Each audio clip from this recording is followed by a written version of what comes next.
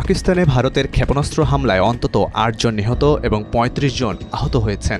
পাকিস্তানের আন্তঃবাহিনী জনসংযোগ পরিদপ্তর আইএসপিআর এর মহাপরিচালক লেফটেন্যান্ট জেনারেল আহমেদ শরীফ চৌধুরী এ তথ্য জানিয়েছেন। নিহতদের মধ্যে ২ শিশু রয়েছে বলে বিবিসিকে জানিয়েছেন তিনি।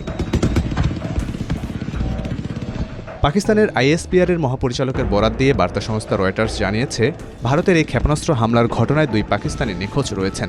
তিনি বলেন, ৬ মে মধ্যরাতের পর পাকিস্তানের কোটলি, ভাওয়ালপুর, মুরিদকে, বাগ ও মুজাফফরবাদে কাপুরুষোচিত ক্ষেপণাস্ত্র হামলা চালিয়েছে ভারত। পাকিস্তান সেনাবাহিনী ইতিমধ্যে এর বদলা নিতে শুরু করেছে। গত ২২ এপ্রিল ভারত নিয়ন্ত্রিত কাশ্মীরের পেহেলগাঁওয়ে পর্যটকদের ওপর বন্দুকধারীদের হামলায় ২৬ জনের প্রাণহানির ঘটনা ঘটে। এরপর থেকে পারমাণবিক ক্ষমতাধর ২ দেশের মধ্যে উত্তেজনা তুঙ্গে ওঠে। এর মধ্যে এই হামলা চালালো ভারত। ৬ মে রাত ১টার পর ARY নিউজকে পাকিস্তানের আইএসপিআর এর মহাপরিচালক বলেন, কাপুরুষ শত্রু ভারত এখন থেকে কিছু সময় আগে ভাওয়ালপুরের আহমেদ ইস্ট এলাকার সুবহানাল্লাহ মসজিদ, কোটলি ও মুজাফফরবাদের অন্তত ৩ জায়গায় বিমান হামলা চালিয়েছে।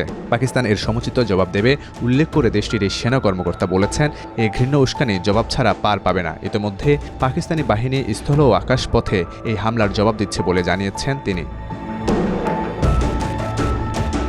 ভারত সরকারের এক বিবৃতির বরাত দিয়ে বার্তা সংস্থা রয়টার্স জানিয়েছে, ভারতের সশস্ত্র বাহিনী অপারেশন সিঁদুর শুরু করেছে। এর আওতায় পাকিস্তান ও পাকিস্তান নিয়ন্ত্রিত জম্মু ও কাশ্মীরের ৯টি স্থাপনায় হামলা চালানো হয়েছে।